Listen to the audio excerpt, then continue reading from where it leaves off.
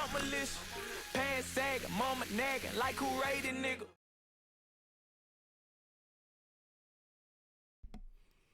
Donald Trump militia. Donald Trump. I forgot, man. I got so many buttons over here, dog. We gonna stop it right there at the Donald Trump militia. Shot. That's funny. Or not. May not be. I mean, so NLE Chopper has gotten to quite a few of these back and forths this weekend, including one with Mike Jones. With that said, put out 3 tracks I really like. You like the music? I don't care about your antics. Whatever you do that within your own time. Bring me the heat. I'll leave you where you are. How you doing, my friend? What's up, man? Look, man, I'm wearing the hat of the only team that loves me. I would not be able to wear anything if that was the case. As you wearing all black like a funeral, I get it. That's a shot. It is. You know we take shots. But the Georgia Bulldogs beat the Florida Gators. I wanted to go ahead and say that right now. The Georgia Bulldogs beat the Florida Gators. So I don't know why. Oh, that's why. I don't know why my microphone was so low. Sorry about that, folks. But that's the only team that won for me. Hawks 0-2. Falcons losing to a team that don't even want to be there. I just what was that? I just, you know, it is what it is. But anyway, go ahead. Everything for me has gone wrong. And I don't know why. I don't know what I've done to deserve it.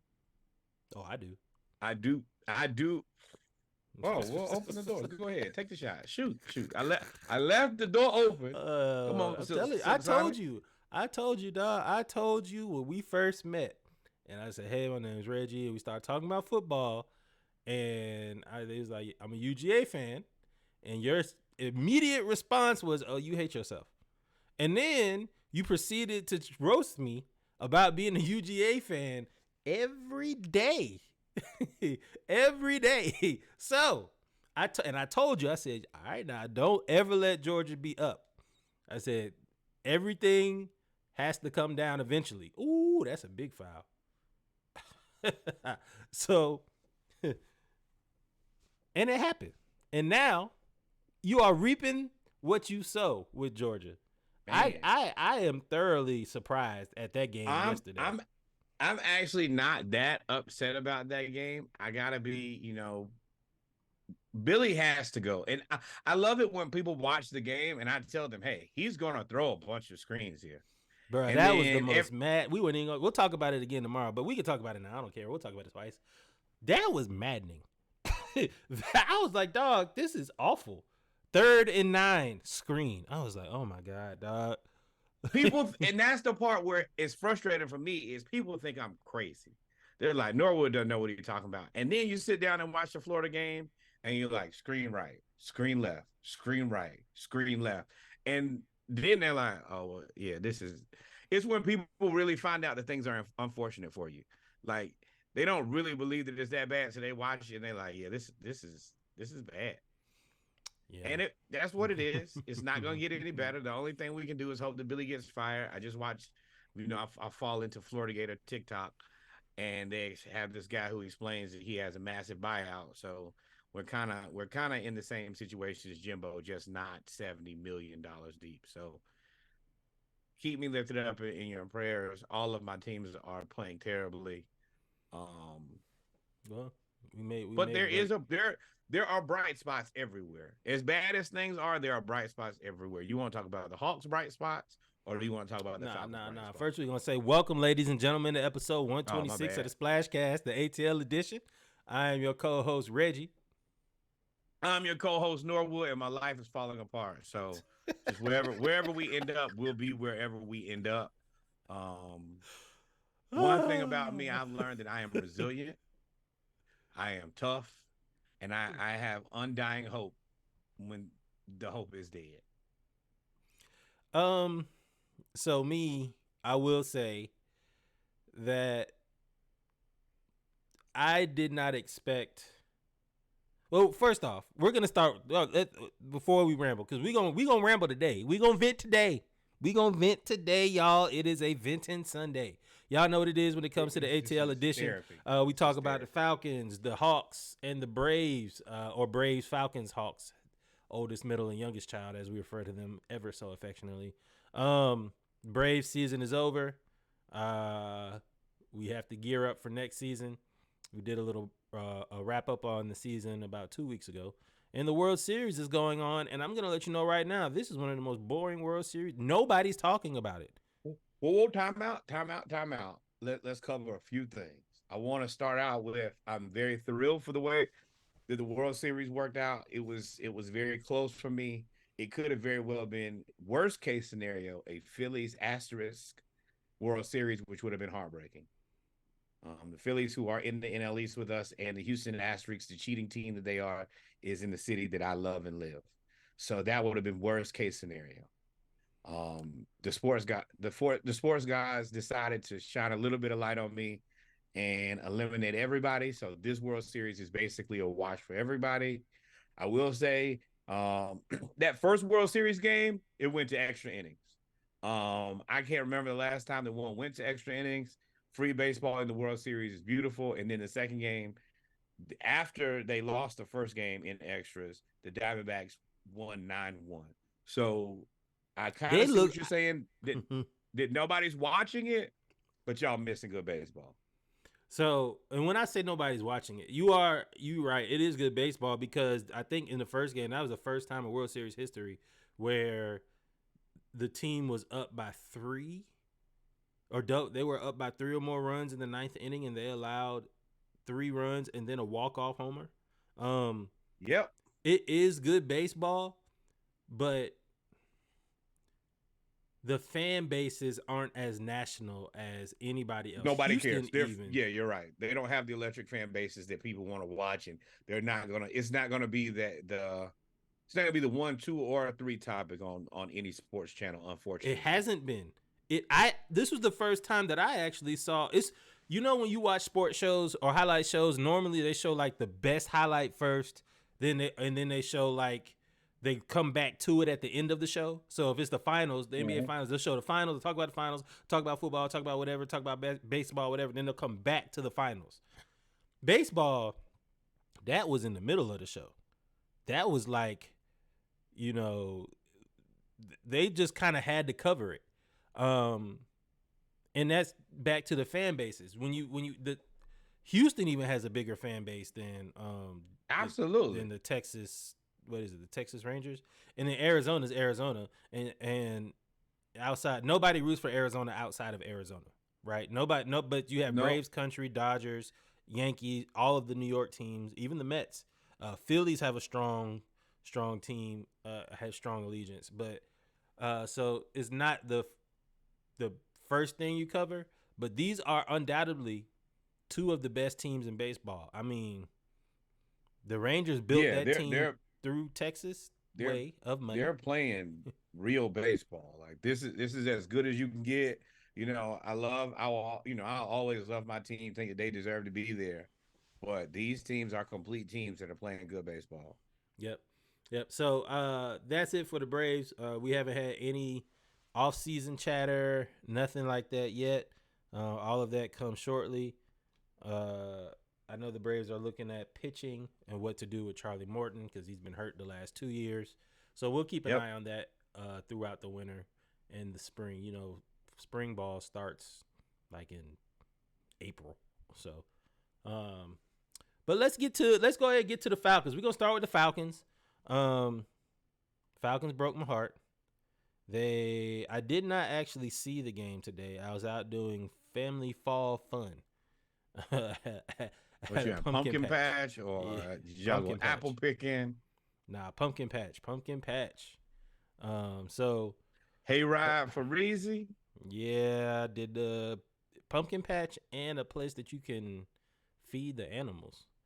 So she got to feed a goat, like and a petting zoo type of thing. Like a petting zoo. I ain't never seen no petting zoo up in Cartersville, but they got one. They got a camel. in North Georgia. Yeah. Long way from home, boy. But the Falcons, so I missed it, but I was getting the updates. And the Falcons ended up losing this game 28-23. Never really having control of this game from what I could see. You watched the game or did you do the I watched the entire game. All right, so since you saw it, you tell me what happened? Like every time I saw it, it seemed like we couldn't get out of our own way. Arthur Smith doing Arthur Smith things. Even when he started the game, one of the first few passes was a pass from Jonnu Smith. And I looked at that and I was a little frustrated. He has a history of starting the game very slow and almost to a certain degree, somewhere between getting cute and playing early. But the kid Simmons from Tennessee and really their entire defensive front was just super aggressive, knocking our socks off from play one. It got really bad pretty quickly. He was just disrupting everything. He was making it very difficult on Desmond, and then it got to a point where we had 1 sack, 2 sacks, 3 sacks, and then the offense just kind of stopped. We couldn't do anything. And then, got us almost through the first half, and I think we ended the first half with 5 sacks. At that point, we looked like we couldn't do anything. I think that Desmond was shell-shocked at that point. It was to a point where the only thing you could do is really get him out. It was that bad. Also, we're at a point where everybody else is kind of doing enough of their job that it was the natural progression that you had to tap Desmond on the shoulder and be like, bro, you got to give somebody else another chance here. So on the game cast, I saw, and that's what I wanted to ask, because there was pressure. If they have 5 sacks, that means they got 10 pressures. Like there was pressure. That's all they said. Desmond Ridder under fire, throws incomplete. Desmond Ridder this, but then when I think the straw that broke the camel's back was we got down to score and he fumbled again, right? Didn't he fumble again? Again, yes. Now, the offensive line to a certain degree has to play a little bit better, but he just got to a point where he was legitimate, just deer in headlights. The guy's name is Jeffrey Simmons. Now, I will say, number 98. I know exactly who he is. He was the one that they didn't want to pay. He was a menace the entire game. He was a problem. There was no answer for him. He was disruptive. We were kind of almost to a point we had to base offensively what we were going to do around when he was off the field. But Ridder just got to a point where he unfortunately was unplayable. It's one thing if the offensive line is giving up the pressure, and they are, sometimes you just got to cut bait, throw the ball away, and then kind of move on. And he wasn't doing that. I think he was afraid from throwing picks in prior games that he was just holding on to the ball too long. And that so were the sacks? He was, so that's what I read, that he was holding the ball like the whole first quarter. Like he was scared to do anything. It's a little bit of both. Like he was getting, like Simmons was wrecking. He was a force. He looked like one of the best defenders in the NFL today, to be completely honest with you. He looked that good. He's paid as a top 5 defensive tackle now. And with the fact that he was causing havoc, Dez was shook. He was like, everything was a sack. And it got to a point where we had no more offense. Like it was sack after sack after sack. And it was just to the point where there's nothing we could do besides go in a different direction or get embarrassed. And you got to remember, this is Arthur Smith's old team. So he definitely wasn't trying to get embarrassed. That fumble put us in a bad position. That made it difficult for the defense to score. Unfortunately, we got cheated by Denard Hopkins, who had a pass interference on that long, like 40-yard pass. He gave AJ Terrell a hug, spin him around. Now I'll give him credit. I give him credit where credit is due. The play was definitely pass interference. You spit the corner like a top. But to be able to spin the guy and catch the ball at the same time is quite the achievement. It's just a penalty. They didn't call that for us. We got kind of out physical, and the refs just kind of watched. We got kind of shamed to me a little bit on a lot of plays. I don't put that necessarily on the defense. but the offense put us behind so much early. Even that first field goal, we can't give up. We can't go down there and just settle for a field goal every time. We did way too much of that last game, and this time it came to bite us. So once we got to the second half and Taylor Heinecke went in, I think he scored on almost every drive. If not every drive except for one. Okay. You going like all the way through the list. All right, so let's Jeez. Got you rocking and rolling. I got you All rocking right, and so rolling, man. let's There's a go lot back. to watch. Let's go back. Bijan Robinson did get another touchdown.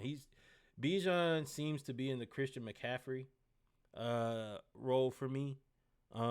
Especially when he was in Carolina. Like, they overused him, and from what I've seen, and especially today, we give him the ball all the time. So from a fantasy standpoint, he's always going to score. Like, they're never going to not score the ball. And he's a dynamic runner to the point where he is. And plus, we had to run away from Jeffrey Simmons. So I did see that Bijan scored, and I saw that Desmond Ridder. I saw this play too. Oh man! So I saw this play too where they were talking about. It was the first touchdown. So DeAndre Hopkins had like 138 yards receiving. So this was the pass play. interference. So it was 3-0 Falcons, and as good as the Titans defense was playing, ours wasn't playing that bad at the beginning. And then Grady Jarrett got hurt, and Calais Campbell got hurt, and that ended up hurting it. But this AJ Terrell is a damn good corner. And he's getting pushed. He got hugged. Look at that, y'all. This is going to be... That's passing interference. This is definitely probably in the running for Albemarle. Because there is no way that the refs can't know that this is pass interference. And look, I want y'all to see, like, when he pulls him out the way. He spun him like a top because he held him. Around. And then at the end, you see him just... There's nothing you can do if you're trying not to, like... And look at the look back. He's also when somebody looks back hit. like this, that's, you know that they're guilty. Look at the look back. He didn't even celebrate. And this is the drop. So we'll go back to that. So this was tough. And this kind of got it going. And then Derrick Henry, while he didn't have a big game per se, he just kept ripping off 5 yards. He like Steven Jackson does. 5 yards, 4 yards, 6 yards, 5 yards, 4 yards, 4 yards, 4. I was like, oh. And they just slowed the game down. He definitely is he's a step slower than he's been before. But I will say for this game, his ability to run and fall forward 3 or 4 yards consistently is nothing you can do. Like, once he gets kind of moving just a little bit, if he picks up 2 or 3 yards, he's going to fall for another 3 yards. That's 6-7 yards a chance. And especially you lose Grady, Calais out, Onyemata played as good as he could. And the offense just putting us consistently in bad position. I don't think that the defense necessarily played that terribly. That play definitely shouldn't be one that should be held against them. Now, later in the game, you got cooked a couple times. But if you really look at it, we were in it to the very end. To the very endest of ends. I know that, they swapped and went with Taylor Heinecke. After the game, Arthur Smith says he went and checked him out to make sure he wasn't concussed, and then he just kept him out for precautionary reasons. Lies. So Taylor Heinecke came in the second half and immediately brought us back. Went down, kicked a field goal, went down, scored a touchdown, came back, scored a touchdown again. And I was like, at some point, you have to make that decision that Desmond Ridder ain't it, dog. What they were trying to do was figure out, they were trying to buy a mulligan year. If you really want me to be honest, they were trying to buy a mulligan year and figure out what to do. Let Desmond Ridder play. Hopefully everybody around him is good enough to the point where that he just doesn't mess up the games, because that's what he was in college. He was a game manager. Yep. They had Sauce Gardner, they had Kobe Bryant, they had all them boys on defense, and all they had to do was and they had speed on offense. They just needed him to manage the game. Well, that's not working out here, and you had to make a change. And Taylor Heinecke just looks like he's a NFL quarterback. I went back and looked at some of his passes. He just looks like an NFL quarterback. At the end of the day, Desmond Ridder doesn't look like regular. And that is what we've always kind of said was we don't need a world beater. We just need a guy who, in this case, you can't go. I felt bad for him between Heinecke that shell shock 5 sacks, and then when he came back and Heinecke went in the game, they kind of cut to him, and you could tell he probably devastated. But I think he also understood I needed to come out of there. There was no place for him to go at that point. They had it. And Heinecke came in and looked like a competent quarterback. He looked like what we think that the offense should basically look like with anybody who can be regular. Throw to the open guys, play the matchups, and we moved down the field. And even though we lost this game, and, you know, we Atlanta fans, so we used to some brutal losses. Number one, this is a brutal way to lose. But we were in it to the very end. Or brutalized. Yeah. So you're right. This was the brutal way to lose. This was tough. But we also had this at the end of the game with the ball, 4th and 1, and Van Jefferson, who we just traded for from Los Angeles, drops the ball, and there's nobody by him. He could go up the seam and get probably like 20 more yards. And we were in Tennessee could not stop us. When Taylor Heinecke came in the game, Tennessee could not stop us. And that was heartbreaking to watch and to see. Heartbreaking. But go ahead, finish what you were saying. That's what it was for me is even though you might as well say we pissed away the first half. Just didn't even try. We didn't do anything to put ourselves in a position to be successful, period. We still came in the second half. Taylor Heinecke picked up like he'd been playing for the whole season, walked us down there, and we scored effectively on a defense I respect. That pass rush is second to none, period. It's been a long time since I've seen a guy just cause hell in the way that he did. Heinecke damn near looked like a world beater. But I know that he's not a world beater. I just know that this offense is competent. Yeah, and this is only 12 of 21 for 175 yards. Yeah, 8.3 yards per pass average per completion. I mean, it's just it looks so bad. Good. Yeah. But also, he did this with no Drake London, who's hurt with maybe a groin injury. He was just kind of making it happen. And even the last pass he threw, he made the right pass to the right guy, and he was open. And he could have either got some more yards or at least got the first down there. We really just, unfortunately, we've just wasted games letting Desmond Ridder be the quarterback. That is really what sums it up for me. And Tennessee did what they were supposed to do. I don't know if y'all can see this. If you're watching this on the big screen, you can. Bijan Robinson, 11 rushes, 62 yards. Tyler Algier, 8 rushes, 31 yards. Desmond Ridder had some scrambles. Heinecke had some scrambles. Cordero Patterson, 2 for 7. Tennessee just said, y'all not going to run the ball on us. Y'all not going – I mean, collectively, we got 26 for 140, but that wasn't, it wasn't nothing compared to what we normally receive. Derrick Henry had 22 for 101. And as much as they played very good in the run game, that left their passing game wide open. That's the reason Taylor Heinecke came right in, give me the keys, let me drive this car. And he just drove all over him. It wasn't. That's the reason I'm going to tell you, man. I was watching the game, and even though we were down by 5, we were moving so effectively and efficiently. I was like, oh, we finna beat them. We definitely finna beat them. I thought then we got the 4th and 1, and I was like, okay, well, first of all, it was 4th and like 18. He runs for 17 yards. Then once he picks it up, we're like at 4th. We're at 4th and 1, and I'm like, all right, well, we got to get 1 yard here. They're not going to play us that aggressively because if they play tight, we'll beat them over the top and they'll lose the game. Throw to Van Jefferson, and he drops it, and literally my mouth just falls open, and I'm like, this is my weekend. This is what I deserve. This is what I'm going to get. Just sent me and it's all in my hand. Dad don't even text. My dad older. He don't even text like that. He trying to, but he just sent me the sad face emojis. That's all he sent me. Sad face emoji. He was like, unbelievable. That's the only, like, if you could have seen the cameras of the people in the stadium, they were just like this.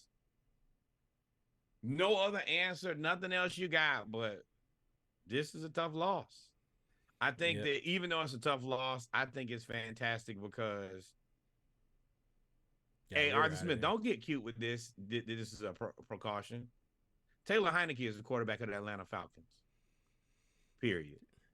Don't put Desmond back out there. It's over. The Desmond Ridder experience has come to a close, and he can do just like Marcus Mariota. You can be a backup for the rest of the season, or hell, fake an injury and then we'll let you go, bro. At this point, we're trying to win games. I wish you the best of luck in your future endeavors, but you don't give us the opportunity to do it. I also wanted to say Drake London is a hell of a possession receiver. He's gonna find a way every now and then to just go get one that you need. I feel very confident in throwing him and Kyle Pitts the ball in the clutch if they have a competent thrower of the ball. That simple. Yeah. So coming up, we have Minnesota, then at Arizona, then versus the Saints for Thanksgiving. Before we go into the second, I guess this technically is the second part of the season, starting November 5th. Yeah, we 4-4. So yeah, we got 9 basically more games. The next game is the midway point. Now this is, once again, I want to say thoughts and prayers, but it does look like Kirk Cousins has torn his Achilles, so they won't even have a starting quarterback. Justin Jefferson won't be back. You have to be able to beat a Minnesota team with no Kirk Cousins and no Justin Jefferson. If not, then we have to once again look at ourselves and say, who the hell are we? Yeah, they don't have Dalvin Cook anymore. They don't have Adam Thielen anymore. You got to be able to beat that team. The Arizona Cardinals, this is the best, worst team I've ever seen. They gave it to the Ravens to the whole game. I think they won 31-27 or something. They're losing every game, but they're losing every game by less than 7 points. That's another game where we just need to win. I think that this quarterback change is at the right time. This is the middle of the season. We've given him an ample opportunity. You know, we ain't shortchanging. We ain't cut the cord early. We said, hey, man, we're going to, in Desmond, we trust. We gave you 3 games last season.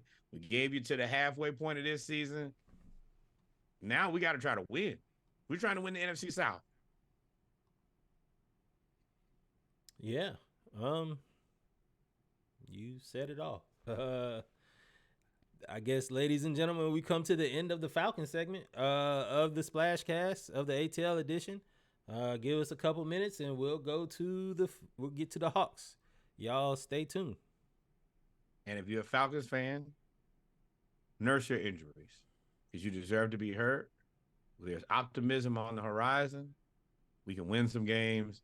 We can still beat everybody in the NFC South and do what we need to.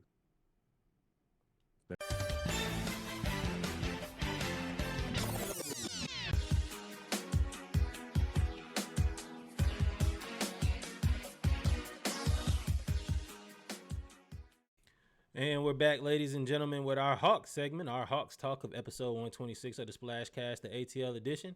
Got a few things we're going to talk about today, man. So the Hawks have started out 0-2.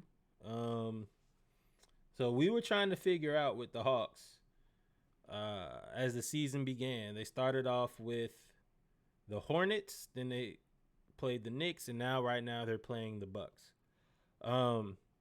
One of the things that we were trying to figure out with the Hawks was who's going to be the starting 5. Who was going to start at? We knew that Trey was going to be the 1. DeJounte was going to be the 2. DeAndre was going to be the 3.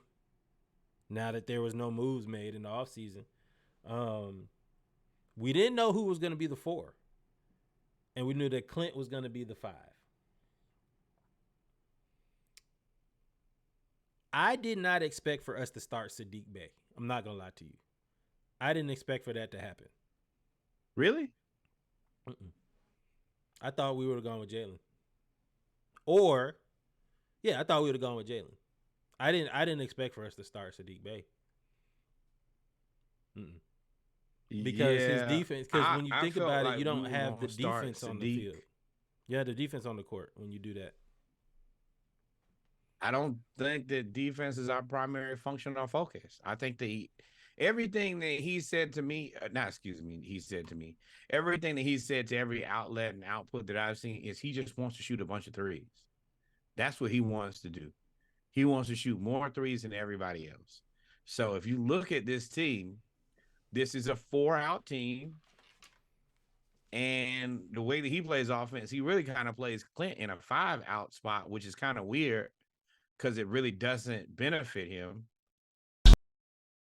They want to shoot a bunch of threes. And the one thing about Sadiq is he can shoot the three. Everybody should be able to shoot the three. Are they actually shooting it? No, but that's his game plan. But Jaylen has just come in, and you know how we talked about, I think it was maybe AJ Griffin last year, when you get on the floor, play to where he can't take you off the floor. That is what Jaylen has done since he's been on the floor this year. Every time he plays at a faster speed and more aggressively. Yeah, I was gonna get to that. I was trying to talk about the Hornets. So yeah, we started Sadiq Bey, and we played against the Hornets. And the same thing that has bothered us against the Hornets every single year happened again. Clint Capella missing bunnies. For some reason, their front court outplays us every single time.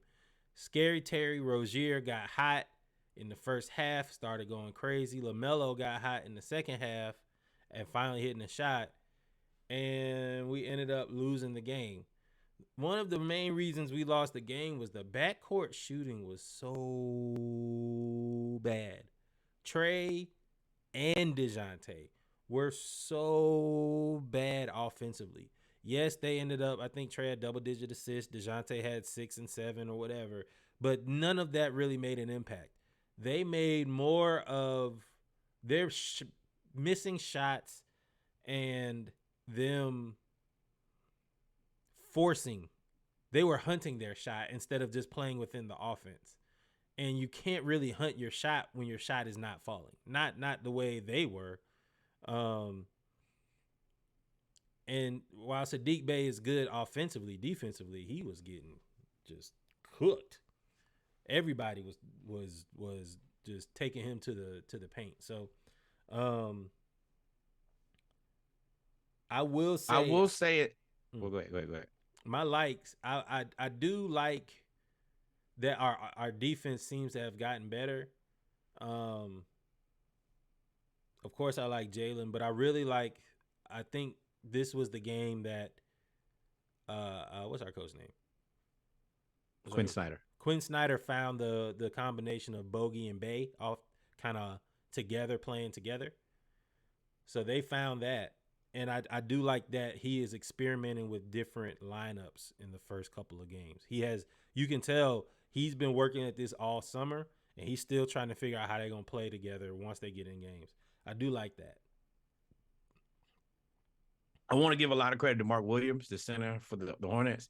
He played like an adult in this game. He has some pretty devastating blocks, like the block where the ball, like where he just grabs the ball. Not like where you deflect the ball like most blocks. He just grabbed the ball like, nah, this is mine. And I think that psychologically, like bullying our team multiple times, that kind of took a lot out of us. And even though I think we're probably a more skilled team than ever before, we don't have that physical presence right now. We don't have that Solomon Hill or somebody who, if things get a little too out of control, they'll kind of put hands on somebody. And we were just kind of getting bullied in that first game. Trey shot 4-19, 1-9 from 3, but 14-15 from free throw. So not a lot of effective or efficient buckets. Well, he went to the line, 7 times. Murray 3 or 14, 0-3 from 3.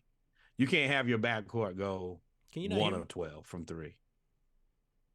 Can you not hear me? What's up? Can you not hear me? Yeah. I said, How many assists did he have? Oh, he had 2 assists. 2 No, assists excuse versus me. He had Charlotte. 6 assists. He had 6 assists. Trey had 9 assists. That's what I said. Trey had 9 assists. So I mean, Yeah. he was distributing the ball, and his shot wasn't falling. And what kept us in the game was that he was actually kind of playing team ball, like especially in the first half. No. What kept us in the game was LaMelo played terribly. Yes. As bad as Trey played, LaMelo was right there playing just as bad, shooting worse shots, and his shot, he looks like his shot has regressed to the Lonzo Ball rookie year shot, where it's almost like don't shoot that shit no more. But he has the confidence to where he's gonna shoot it no matter what. And I don't know if that's the answer long term, especially before you fix the shot. But he kept us in the game by playing so terribly. But he eventually got it together. Once he kind of got it together, they kind of took off on us. Well, and that's what I was trying to finish with Trey. He was playing team ball. I was watching the game. LaMelo was playing bad, but I attribute that to him playing bad as well as Hawks were playing decent defense on the perimeter. It was when Mark, like you said, Mark Williams started playing well, and Terry Rozier just got on a heater. And for some reason, he always goes off against the Hawks. So I will say that our defense kind of fell apart, and that's what really kept them in the lead. But we were right there the whole game. As bad as we played, we were right there the whole game. Same way with the Knicks. The next game with the Knicks. Now, the Knicks came in, and they were just on fire from 3. It was Jalen Brunson came into, and I don't know if it was just one of those nights, but he had like 6 threes. He had 6 threes in the first half. He had like 9 for the game. He could not miss. And between him and RJ Barrett, rim running, there was really, and Mitchell Robinson just was in the way. He was just a pest. He didn't really do a lot, but he was just there. So the Knicks kind of played, they just got hot, and they really, I think it was really RJ Barrett and Jalen Brunson. They kind of rode them to the finish line against us. They knew that they were going to make their shots. They ended up shooting 45% from 3. You can't beat a team shooting 45% from 3. They went 20 or 44. 30-point you're quarters. not going to beat them like that. 6 30-point quarters. Once again, Trey went 4-16 from the field, 8 of 10 from free throw. So he ended up with 18 points and 12 assists. But they knew that they were going to bully us the whole game, and they did a good job. The unfortunate part is we kind of wasted a very good game from Bogey, who was hitting shots, and we wasted a good game from DeAndre Hunter. 27 and 6. I think, right? Yeah, 27 and 6. Yes. And he was just in his bag. It was nothing you could do. He's the Hunter who we see enough that you want to believe in, but you don't see that guy regular enough to consider him like a star. But he was in his bag. It was nothing he could do. But once again, like our backcourt just didn't give us a lot. We can't. I mean, because even look at Julius Randle. He went 4, 10, 17 points, 12 rebounds and 9 assists. Damn, he did cook. But he wasn't really like they went off in the second half. He went off in the second half. I think that we also spent too much invested to stop him. We doubled him a lot, and that's the reason that you got a lot of these perimeter open 3-pointers and jump shots is you got the guys coming down to try to double on Julius, who wasn't, I mean, he did kill us because, I'd say 17 points and 9 assists. But man, I don't. He was 4-10, and 3 of them were 3-point shots. He was terrible in the twos. It was Jalen Brunson and RJ Barrett, 31 and 5, 21, 26 and 6. Julius was just kind of there. Yeah, but the 9 assists, because that's what they were doing. He get the ball, we double down on him to try to stop him from getting an easy bucket, and he kick. And then who we double down on, Dante DiVincenzo. I will say I'm not this loss didn't scare me as much as the Hornets loss. Because this loss, I mean, Dante DiVincenzo is good, but I wouldn't expect for him to go 3 of 5 with 16 points, 16 and 2, and Emmanuel quickly going 11, 6 and 6 on a nightly basis I think that was more of a beginning. The defense was still trying to figure it out against them. I don't see that. So this is the thing with Quinn Snyder's defense is he's playing a little bit more aggressive. So as before, we would kind of sit back and say we play DeAndre Hunter defense. So nothing risky. We'll kind of sit back in your defensive position. Don't let anything get around you. We're not really doing that anymore. We're playing way more aggressive. Hey, let's try to get the ball out of there. Let's get turnovers. That's the reason. I think in the first game, Sadiq had like 5 steals. He came back, and I think Trey had 3 steals in this game. We're playing very aggressive to try to keep from their best person just crushing us. And that's going to work sometimes. But also, if we double and they play good, responsible basketball, I can see that being a problem for us. Because Julius just kicking the ball out. That's all they did. Yes and no. So here's the thing about that. And I see what you're saying with the defense, but I think, first of all, you're correct. But second of all, with the offense, if you look at the way that we're playing, 1, 2, we have a bunch of people in double figures. 1, 2, 3, 4, 5, 6, 7. We have 6 people in double figures against the Knicks, 5 people in double figures against the Hornets, and tonight they actually beat the Bucks. And we had 8 people in double figures against the Bucks, including literally everybody. Okongwu had 14 and 7. Bay had 13 and 9. Bogey had 17 and 6 assists. Murray had 15 and 5. Trey had 20 and 11. Capella had 12 and 12. So we the way that we're playing offense, we are definitely getting everybody involved. But there was a change that I was so happy to see. You see that right there, ladies and gentlemen? You see that? Oh, you can't see that guy right there. You can't see the mouse. But that guy right there named Jaylen Johnson was inserted into the starting 5. And when he came in the starting 5, he immediately put pressure on Giannis. He immediately put pressure on Giannis, and he immediately put pressure on Brook because they couldn't switch. You had to keep Giannis on Jaylen because Jaylen's going to go to the rim. And for what I have seen, he has had a John Collins-like meteoric rise in the three-point shooting. He can hit the open three-point shot now. And, hey, Sadiq, I like you coming off the bench, dog. I think you are a 6th man, 7th man on the rotation. The killer bees on the bench with Bay and Bogey and possibly Buffkin if he could get it. I don't know if he'll ever get in the game as a rookie. But Jaylen Johnson makes our entire profile different. He plays. If I'm Quinn, I have to have a conversation with my adult guys here. Y'all cannot let Jaylen Johnson out hustle you. He's out everything everybody. He's playing the hardest. He's playing the fastest. He's playing grab and go basketball.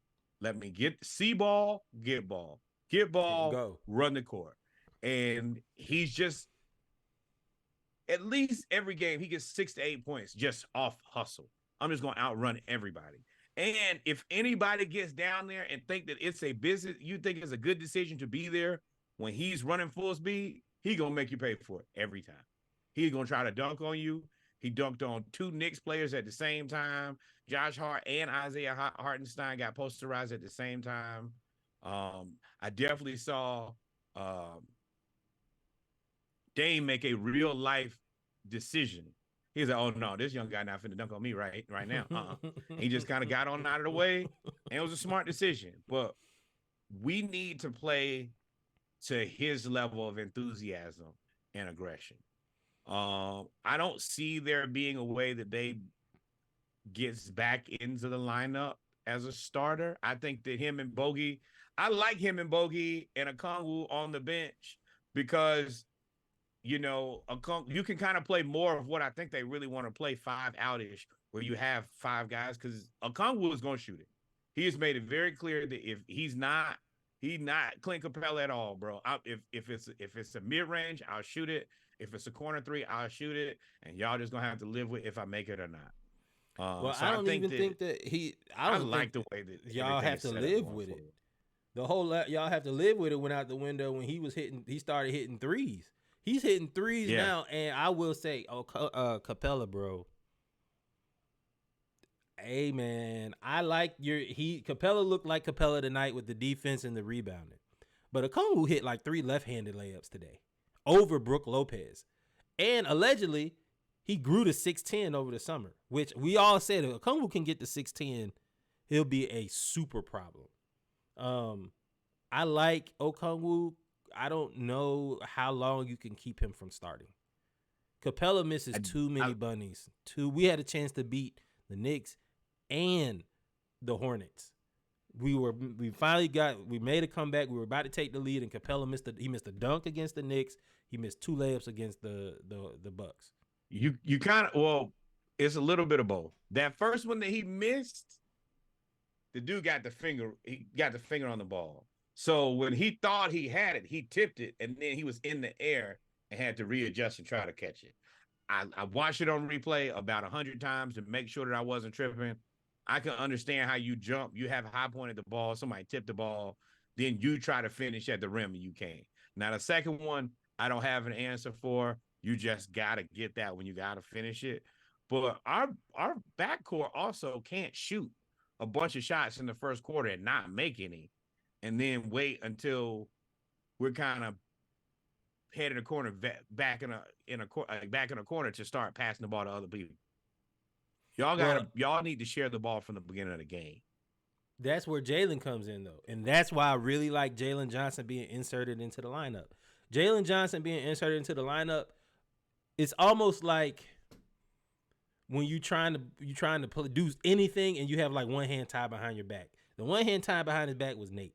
Nate would have forced him to give the ball up to Trey, and Trey would bring the ball up or DeJounte. Now, Quinn is getting the ball and giving it to Jaylen and saying, go. And Jaylen he already has the rapport with Okongwu. Him and Okongwu are scary. Quinn likes him too. Yep. Him and Okongwu are scary. DeJounte, he's got rapport with DeJounte because DeJounte went to bat with him and told them, hey, Jaylen Johnson needs to play. Told Nate that. And that's what I told y'all. We told y'all Nate was going to get fired when that happened. Jaylen's on the court.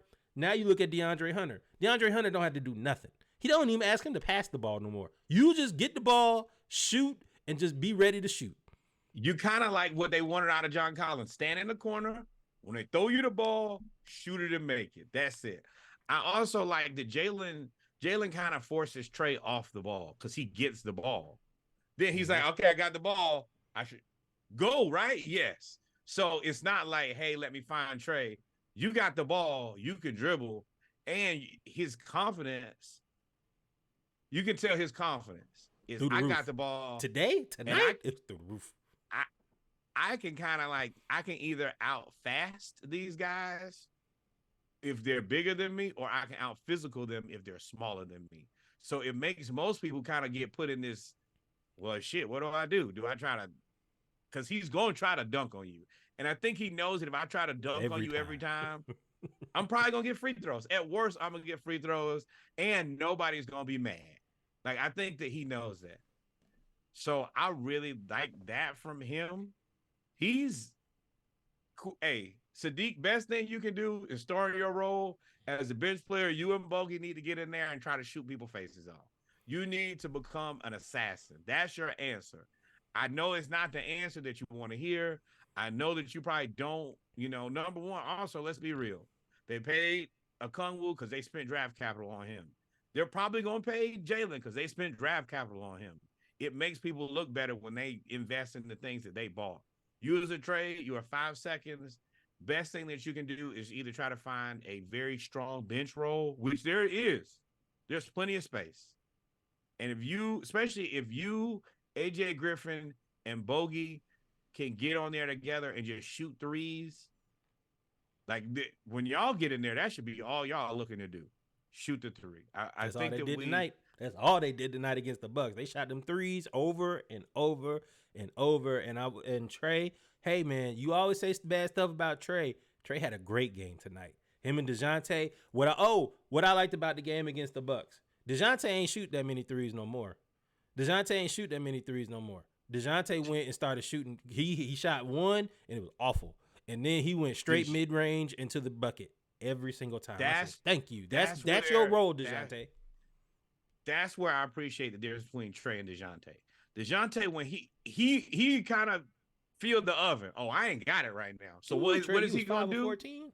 He gonna try to get into the lane, and he gonna try to shoot that little 5-7 footer herky jerky, get you kind of up. He either shoot free throws because he's gonna get you to jump on the pump fake, or he gonna shoot a good close shot. Now, where you said Trey played a good game tonight. Distributing the ball. I don't 5 of 14 shooting. Distributing the ball. He made the right. Trey either got an assist or a hockey assist on most of the possessions where he was actually passing the ball. He was running the offense, is what I mean. He looked more like a point guard today. And DeJounte was playing more like I want. Trey play like DeJounte, and DeJounte played like Trey. And that's what I wanted on offense. I want DeJounte to be aggressive. I want Trey to distribute. Yes. And that's where I get frustrated was in all of these games, Trey starts out shooting. And the shooting just ain't going. So eventually he gets to a point where he's kind of like, oh, let me idle down. And I've missed so many shots at this point that if I keep shooting, they're going to look at me like I'm crazy. And I think he knows in the back of his head that I don't have any rope anymore. We got to find a way to win games, or I'm the next guy on the chopping block. Yeah, I got my guy. I got my guy in DeJounte. I got the coach that asked for in Quinn Snyder. If this don't work, it's on me. So once because he started out 1 of 4. Murray started out 1 of 3. Then he got to 1 of 7. Then after he got to about 1 of 7, he was like, "Oh no! Let me start passing the ball." And that's when he was the passing the ball before he was 1 of 7. Now I was watching the game. He was passing the ball before he was 1 of 7. Yes, but his focus went from trying to score to let me just play point guard and fully distribute versus just keep shooting and missing shots. I'm a little frustrated that for the last 2 preseasons, they sold us this story that Trey is going to play off the ball, and then immediately the regular season pops up, and then he's on the ball every play. Not as he has not been on the ball as much as he was before, because we just said they letting Jaylen get it and go, and then they give it to DeJounte to score 2, and then when they go set their offense, they give it to Trey. But even then, Trey he's not as one person centric as it seemed he was in the Nate offense, because the Nate offense didn't have any motion, where this offense with Quinn seems to have a little bit more motion. And like you said before, you have DeAndre Hunter in the corner, who not only can shoot from the 3, but he can also get the ball and dribble. If you look at everybody on this team, everybody can somewhat dribble except for Capella. So no we don't give him no the ball. dribble for you, big dog. So and you got to stop either. I need 2 things. What I was saying was, because I don't want to miss my point here. In the half court, I want to see more of not Trey initiating run him like Steph. Run him on a backdoor cut. Let him get some easy shots. I think that I think it's in his best interest to get some shots without him trying to create. That ain't really been working for him. And I feel like to a certain degree, he's kind of losing a little bit of confidence. So take him off the ball. He was a these plus 3 13 games tonight. Wow. He was a plus 13 tonight. Yeah, so I guess everybody take him off the ball. Let him get some easy backdoor screens. Let Clint set a backdoor screen for him and see if he can get a bucket versus trying to create or pick and roll every time where everything is dependent on him trying to make it happen. I will say his effort on let AJ be at the top of the key. He can throw that damn entry pass. Now, Clint, you got to have your hands up and you got to be paying attention, because I saw one today and I was like, from Trey, this isn't Jaylen Browns. Jalen Griffin, excuse me. Let me stop. Jaylen Johnson. This Pepsi got me riled up right now. But Jaylen Johnson made a very good entry pass, and Clint Capella just doofed it. And I'm like, bro, I don't think that we cannot play him right now, because Clint is such a good defender against the bigs, and there is nobody who can rebound like Clint Capella. Just sorry. I see where Okongwu opens up things for us offensively, but Clint on defense and Clint on the boards is so good that you can't take him out. And So did you like that means that if him go ahead. Did you like the experiment of the lineup tonight where they had Brook Lopez, Giannis, and to counter, we had Clint Capella and Okongwu at the 4. And they put DeAndre at the 3, Bogey at the 2, Trey at the 1. And then they ended up subbing out. They put DeJounte back at the 2. And then they put Jaylen at the 3. And they kept Okongwu there who was guarding Giannis. And I was like, hey. And that's because we were up by 17 at halftime and they cut it down to 12. And he went to that lineup and it went up to 21. And I was like, hey, we putting Okongwu at the 4 is kind of crazy. I've been saying it all season. We're gonna once we traded John Collins and gave up that defense, you're gonna have to play unconventional lineups in order to win. Because you can't you got DeJounte plays defense, but he really don't play good defense. Trey ain't gonna play no defense. Bogey ain't gonna play no defense. Sadiq ain't gonna play no defense. So if they're not gonna play defense, I disagree with you on DeJounte. He played really good. He plays good defense. He gambles a lot, but when he plays good defense though. But consistently, his job is kind of to gamble. That's the reason he gets 200 some odd steals a season. That's what he does, or 100 steals, whatever it is. That's his defense. But he's not to sit in the chair and lock up defender that DeAndre Hunter has shown in the past at times. So what happens is, if you're playing against Giannis and you know that Giannis is not a 3-point shooter, well then put a Okongwu in the wet game to go with him. So we might have to play a little bit more physical, but we won't give up a bunch of points. And Jaylen to me should be able to play the 3 versus the 5. It really just depends on matchup. We're going to have to play way more matchup basketball than just, hey, this is our static lineup. If they roll out some guys, we should be able to roll out some guys who are competitive. So if we play maybe like a Golden State, then maybe I can see how Clint maybe not played nearly as much. That's a game where or he plays a little, or he plays more because you could guard Draymond and he could out rebound Draymond. But no, because Draymond gonna stand at the top of the key and he's gonna pause. He's gonna suck Clint to the top of the key, and then we're just gonna have nothing in the paint. So that's the reason I'm saying that in this case we have like anybody though. You said what? He gonna do that to anybody. Anybody you put at the 5, he gonna do that. Yeah, but what I'm saying is he moved I'm not putting Clint in against Draymond. I would much rather have Okongwu or Jaylen Johnson both match up with him, I think, way better, personally. Unless we can just get Clint to win in the paint versus that's why you play bigs. Clint. They have now. I mean, they can hit shots, but at this point, there'd be no Clint would have 30 rebounds. Well, 30 rebounds, and I would throw lobs to him all game. Now and that's the reason we can't. I don't have an answer for Clint and Okongwu other than keep them both or trade them both and get one guy who can do both. Okongwu's deal, you can keep them both now. Now that you paid Okongwu that 4 year, 70 million, 17 million, whatever it is, sham of a contract. That. But I also think it's in both of their best interests. Clint don't match up against everybody. When he gets to Chet Holmgren, I don't exactly know what he's gonna do. That could present a lot of problems for him. And I would like to see more of Okongwu or once again, I think Jaylen Johnson, spacing wise, should be able to play the 3, the 4, and the 5, just depending on what we got and what we need. Now, all of them got to stay out of foul trouble too. Okongwu, you got to stop fouling.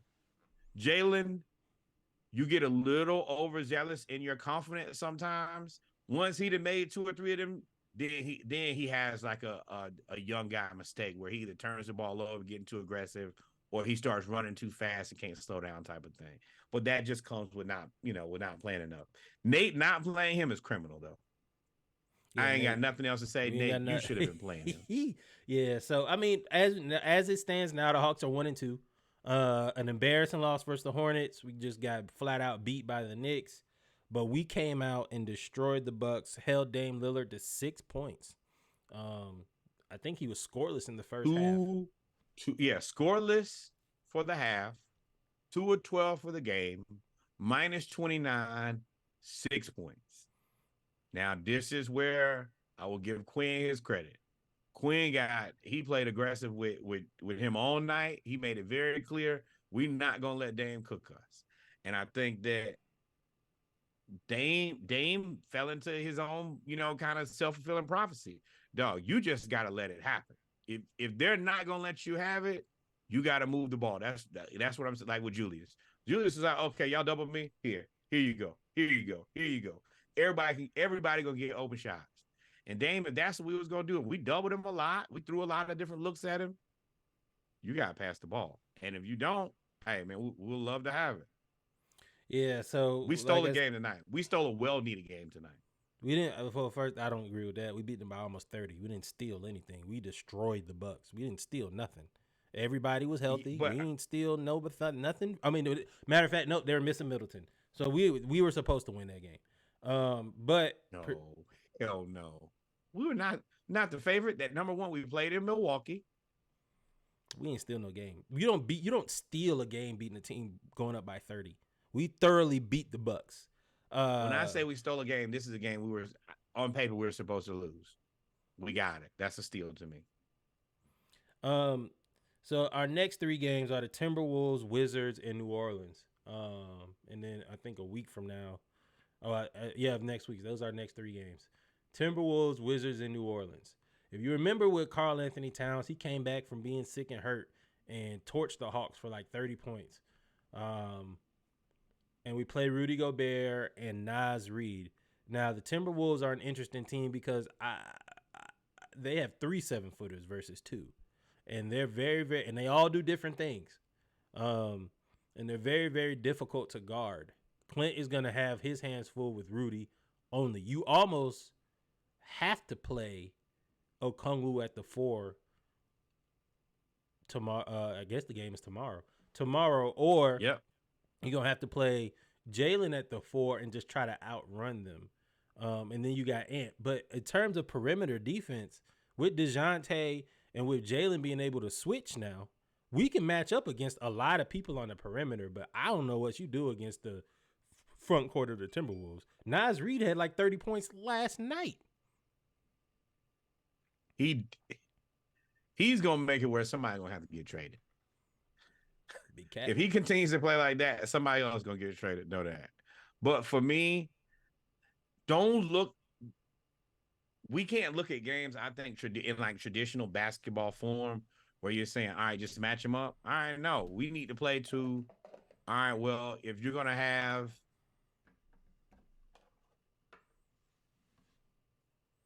play Rudy at the 5, put Clint at the 5. Match those 2 guys up. Do it the best you can. Just don't let Rudy just out physical you. You probably will start Jaylen to keep his confidence where it is, but he probably the first sub out in this game. Depends. I think Jaylen can guard Naz Reid. I think Jaylen can guard Naz Reid and Edwards. I think they got Jones. They got a bunch of wings that Jaylen allows you to. Him and DeAndre Hunter allow you to keep the wings in check, allegedly. But we'll just have to figure. I think Okongwu is the one that he's gonna play, but he's gonna have his hands full tomorrow. And my biggest fear with him is his fouls. You're gonna have to, and that's the reason Karl Anthony Towns is, as much as he's kind of an annoying guy to like support, he's so skilled that he's a problem for Okongwu because he can get Okongwu in foul trouble. He can dribble, he can shoot, he can pass. Offensively, he's a monster.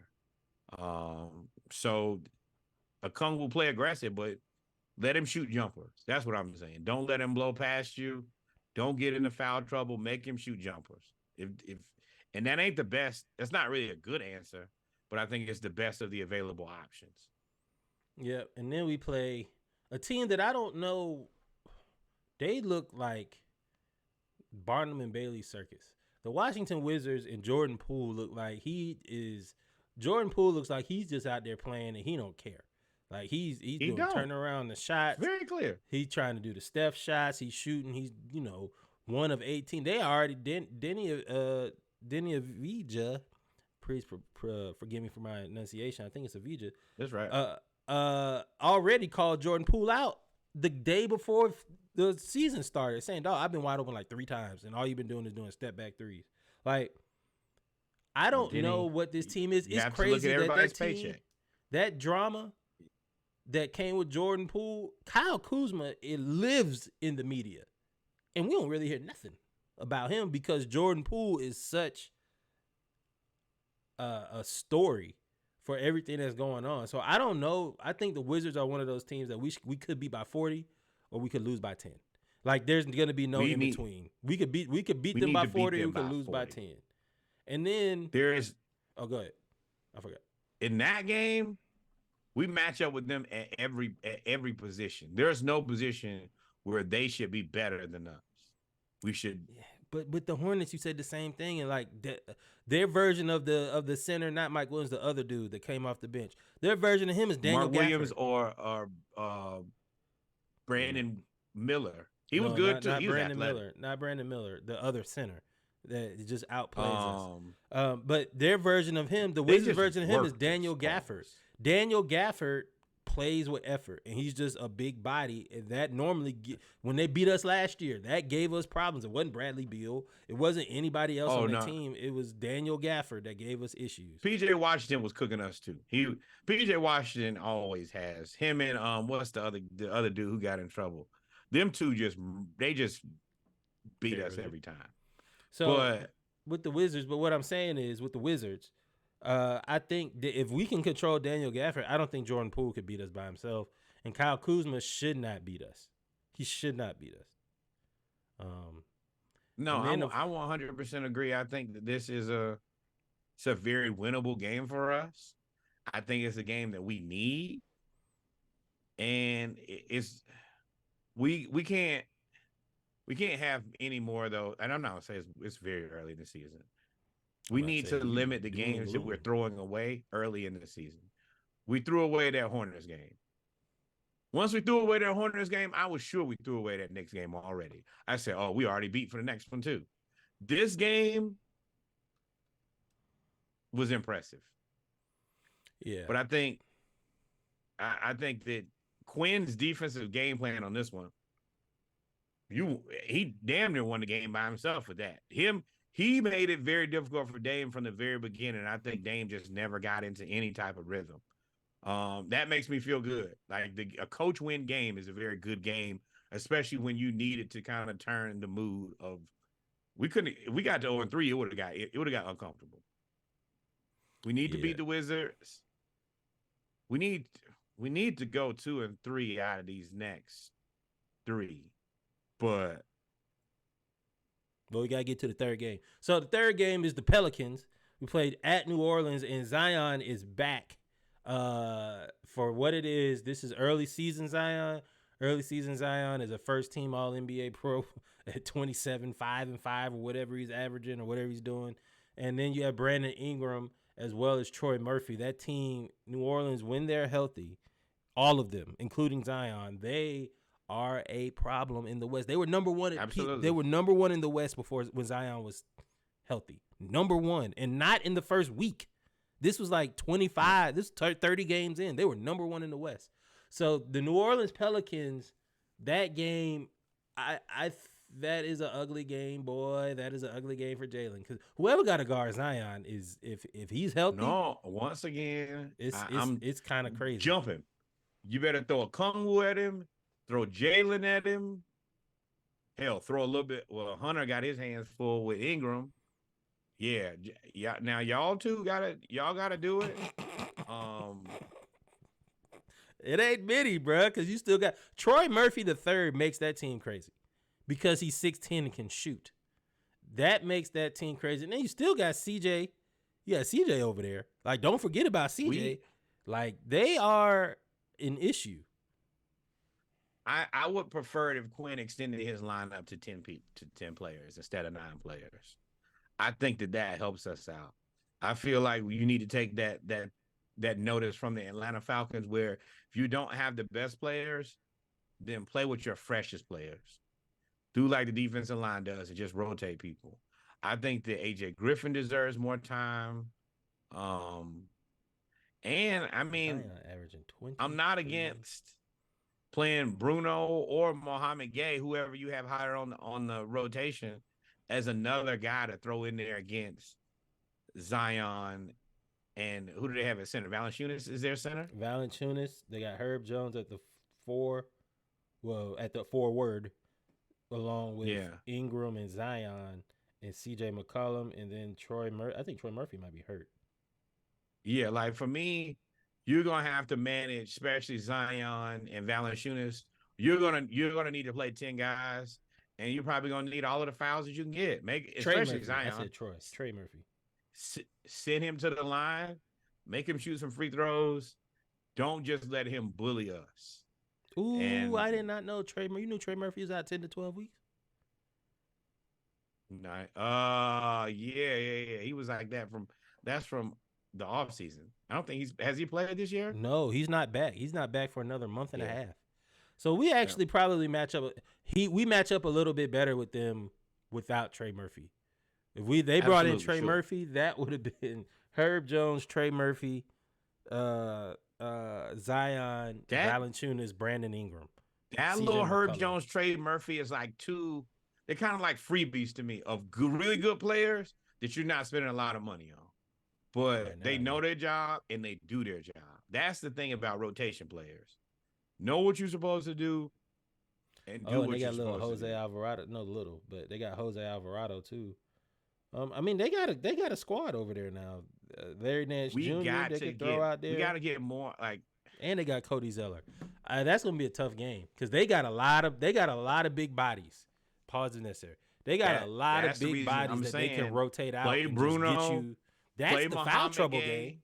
That's the foul trouble game right there. I think we'll be okay against Minnesota. That foul trouble game is New Orleans. I just counted 7 forward center type positions that all play. That's gonna be difficult. But we got 4 we can throw at them. 7 is bigger than 4, bro. Pause if necessary. You're right, but our that's where we'll let them shoot. Like our guards need to win this game though. Trey, you got to be the best player on the floor this game.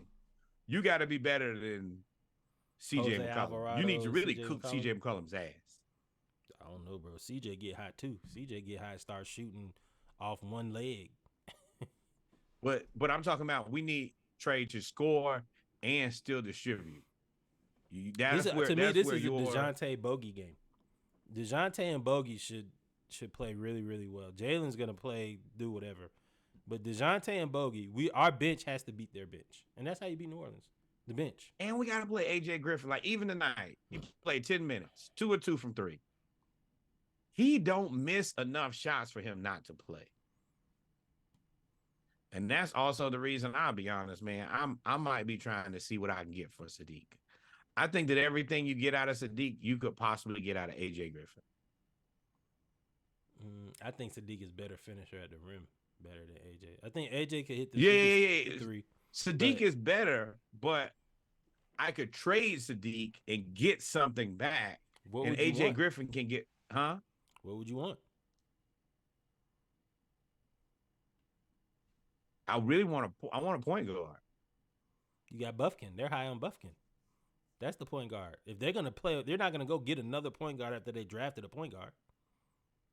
I don't think the point guards on the roster already. I think that if it's me, I have Buffkin play Buffkin in my brain is DeJounte Jr. Like they have very similar style. Like I would have him play like that short that's a point guard. That shooting guard position first. He's a point guard. DeJounte's a point guard at the 2. We play 2 point guards. But what I'm saying is, I would really like to be able to do a line change where I have Okongwu at the 5, Bey at the 4. You just trade Bey. Huh? You're trading Bey in this scenario, remember? Yes. I said, what would you get back? And you said, so you're trading Bey in this scenario. So if I'm trading Bey, Then I will keep, I guess, Okongwu at the 5.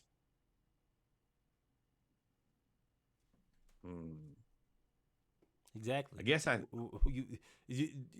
you I don't know if you trade Bay because he fits in this lineup for what they want, and there's really nobody you could trade him for right. that you You're gonna go right. get. There's nobody that who gonna take Sadiq Bay and give you somebody better.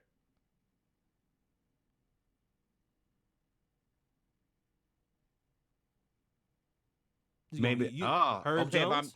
Go get Herb Jones. The Lakers. No. I would trade Christian Wood for Sadiq Bey. That would be ideal for me. That would be the right answer for me. I don't think the Lakers are gonna do that. Why would the Lakers do that? They need bigs. Because no, they don't. They already have 4. Anthony Davis. And I don't. Yeah. Who's the other? Christian Wood, Jackson Hayes, and who's Jackson the Hayes. Who's the 4? LeBron. Oh, I guess you're right. Yeah, nah. Why like it ain't really nobody. because Bamba plays for the Sixers now. Damn, that's who I thought was still on that team.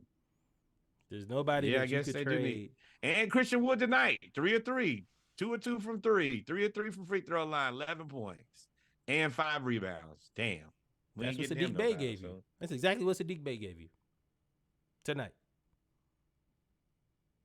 It's the exact same stat line almost. He may have had one less rebound. But yeah. So either way, I mean, I guess. I would like to move Sadiq. But for what? OG Anunoby? They're not gonna do that. No, also, I mean, I'm thinking long term. Like, I don't think we're gonna be able to keep him. So yeah, give me a guy who's on 2 years versus a guy who's on 1 year. So yeah, I might. The Magic. I might have to take You have to trade him to the Magic. The Magic is the answer.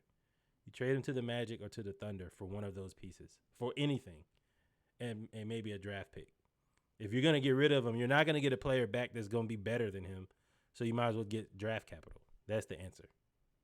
Or I would take a guy who's on like a 2 or 3 year contract who might be a little bit less, but I have control over. Okay. I don't. I would rather keep Sadiq at that point. Because I wouldn't want somebody worse to keep control over. That's still somebody that's tradable, and you going. I mean, it is what it is. But with that being said, ladies and gentlemen, we've come to the end of the ATL edition. Did a whole lot of Hawks talk, a little bit of Falcons talk, a little bit of Braves talk. Y'all know what it is. Y'all tune in tomorrow for Monday Night Raw. Gonna be an action-packed show. We'll review college football. The College Football Playoff Committee has announced the new rankings. Or no, they will announce the new rankings on Tuesday. I was about to say, they came out? The coaches poll. I think the coaches poll came out today. One of those, or the AP, one of those comes out today. So we'll talk about that tomorrow. As well as we'll talk about opening weekend in the NBA. Little update on the World Series, I guess. And then we'll do our pregame as well. Y'all know what it is with the pregame. A little bit of violence, a little bit of uplifting, a little bit of comedy. With that being said, in order wait. Take us out. Hampton won homecoming, baby. You thought we weren't going to talk about that? We wait till tomorrow? Oh, I was we about to say that's tomorrow. Yesterday. Happy homecoming. Yeah. Ain't no way. Homecoming. Yep. It was home. Somebody lost their homecoming yesterday. I can't remember who it was. Who? Somebody. Man, you won. By a lot. They whooped their ass. No, it wasn't. Well, we'll talk about it tomorrow. If we didn't miss anything, take us out. Ladies and gentlemen, it has been a pleasure. We are back. It feels good to do these on Sunday. Please feel free to check us out. We're going to start going live here once we get more of a set schedule. Now that we are locked in, we are for live the right ATL now. edition. We have 4 viewers. We are live right now. Well, I'm sorry, 14 viewers. We've been live. Oh, what up, though? Outside of that, it's been another fantastic show. Until we meet again, arrivederci, adios. See y'all Monday. See y'all tomorrow. Y'all stay safe. Love y'all.